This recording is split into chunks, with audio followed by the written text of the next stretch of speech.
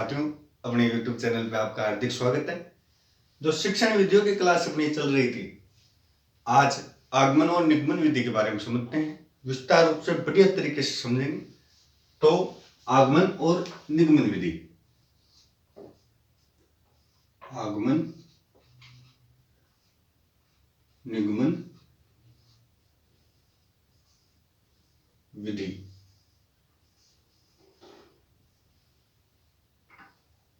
दोनों विधियों का तुलनात्मक अध्ययन करेंगे, तुलना करके समझेंगे, क्योंकि एक दूसरे की पूरक है। मतलब एक दूसरे से विपरीत है, पूरक नहीं, एक दूसरे से विपरीत विधि है, तो समझेंगे।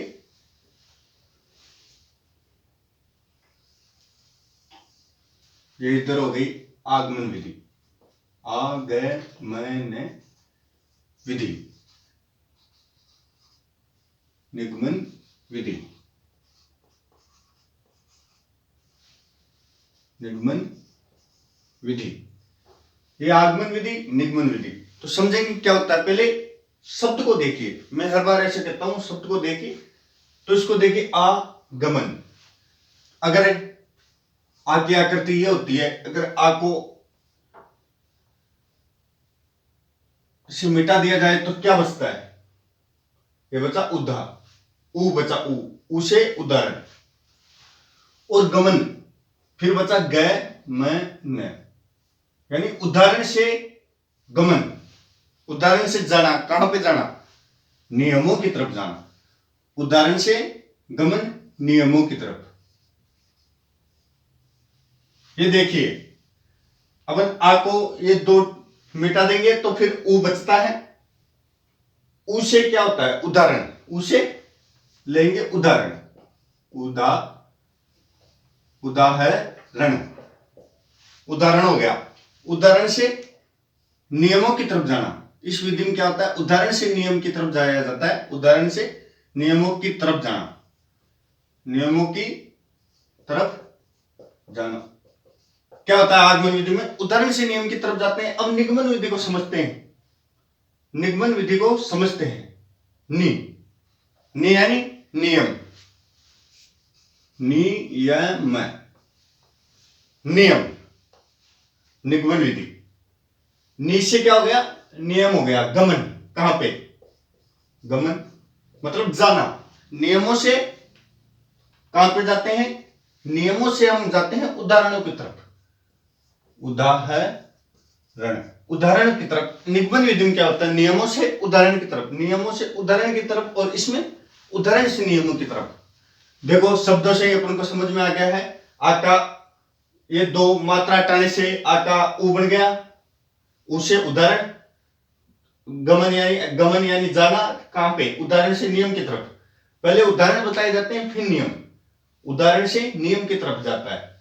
आगे निगमन विधि में नि से नियम, गमन यानी जाना, नियम से उदाहरण की तरफ जाना। यहां तक समझ में आया? उम्मीद करता हूं समझ में आया होगा।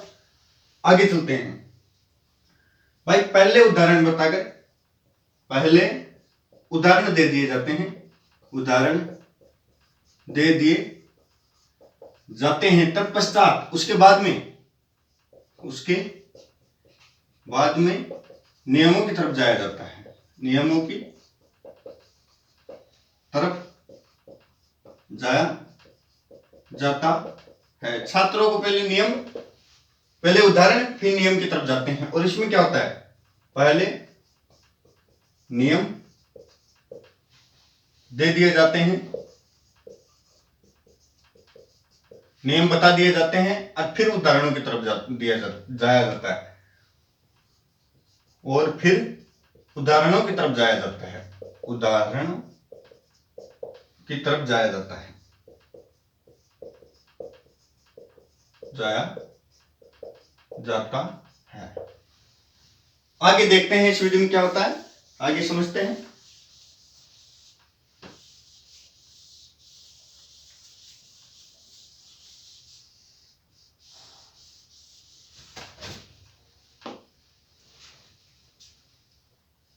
ज्ञात से अज्ञात की ओर, अज्ञात की ओर। स्थूल से सूक्ष्म की ओर। इसमें देखते हैं ठीक विपरीत, इसमें ज्ञात आया, इसमें अज्ञात। अज्ञात से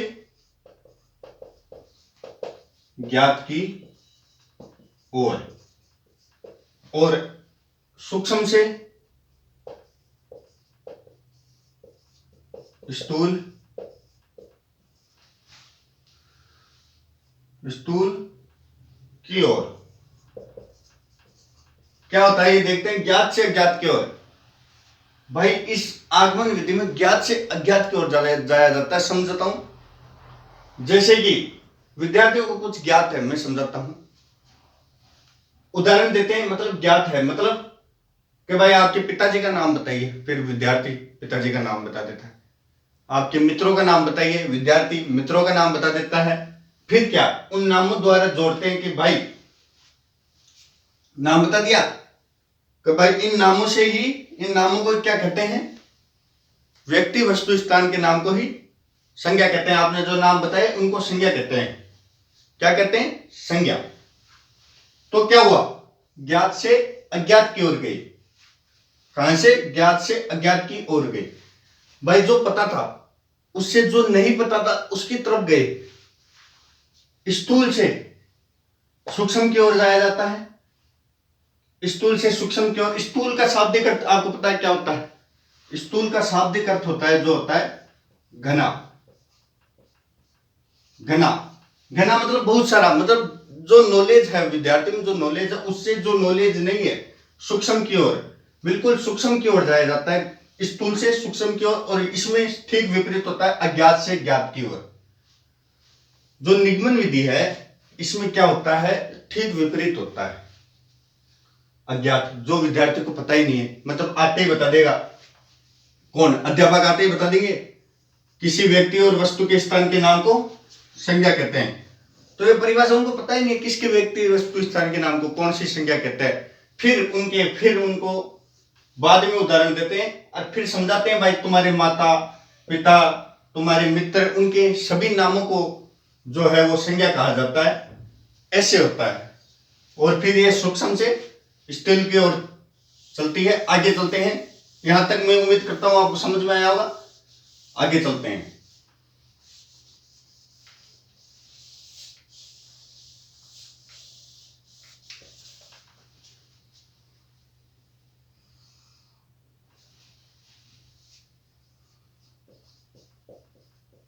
मूर्त से अमूर्त की ओर। और इसमें क्या होता है, अमूर्त से मूर्त की ओर।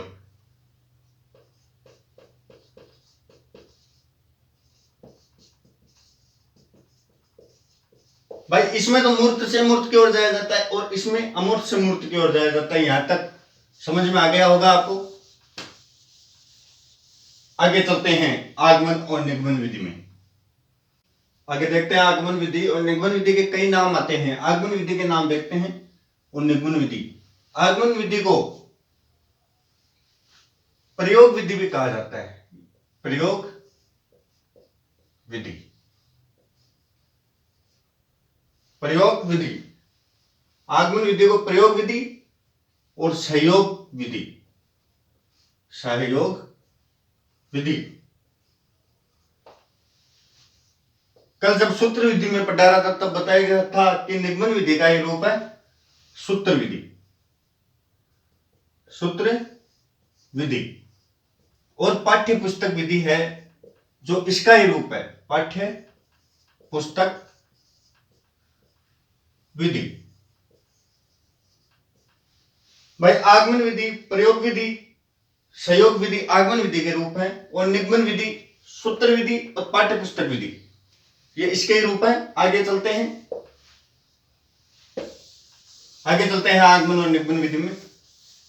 उम्मीद करता हूं आपको समझ में आ रहा होगा। आगे देखते हैं।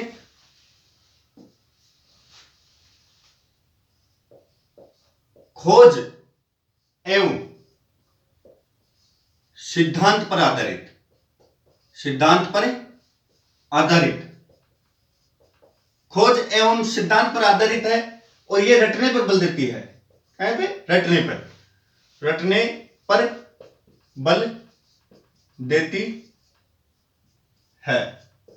थोड़ी राइटिंग बहुत अच्छी है इसलिए खोज है उस सिद्धांत पर आधारित है और रटने पर बल देती है। जो ये निगमन विधि है ये अपनी रटने पर बल देती है, रटने पर अधिक बल देती है अपनी निगमन विधि।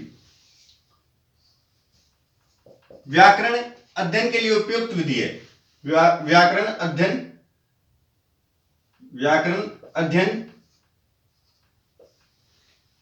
अध्ययन के लिए उपयुक्त विधि है। उपयुक्त विधि है। व्याकरण अध्ययन के लिए उपयुक्त विधि है। व्याकरण के अध्ययन के लिए जो अपनी आगमन विधि है वह एक उपयुक्त विधि है, मानी गई है। आगे देखते हैं।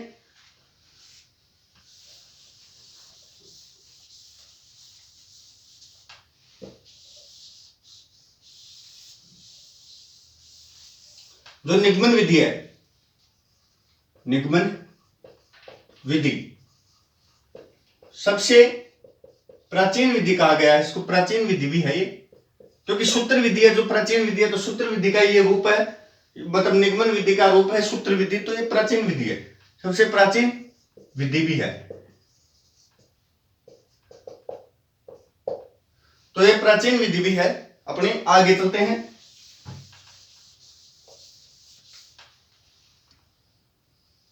जो इसमें आगमन विधि में जो प्राप्त ज्ञान होता है वो स्थायी होता है। क्या होता है? स्थायी ज्ञान की प्राप्ति होती है, क्योंकि विद्यार्थी खुद सीखता है। भाई विद्यार्थी सीखता है तो स्थायी ज्ञान होता है। इसमें ज्ञान जो होता है अस्थायी होता है, अस्थायी ज्ञान होता है, ज्ञान होता है। स्थायी ज्ञान, अस्थायी ज्ञान। मनोवैज्ञानिक विधि, मनोवैज्ञानिक विधि, अमनोवैज्ञानिक विधि, अमनोवैज्ञानिक विधि।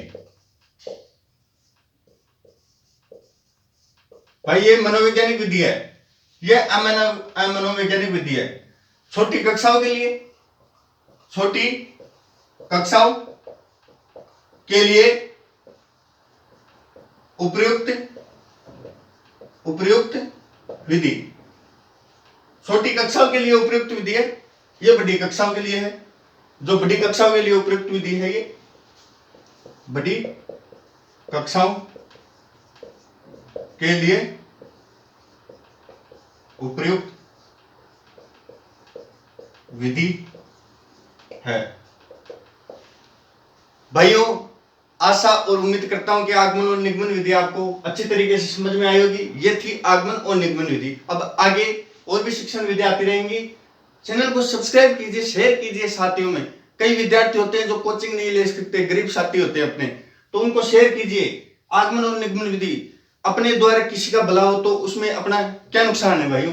तो आगमन और निगमन विधि बहुत ही बढ़िया तरीके से समझाने की कोशिश की है। आशा करता हूं, उम्मीद करता हूं आपको समझ में आई होगी। जय हिंद, जय भारत।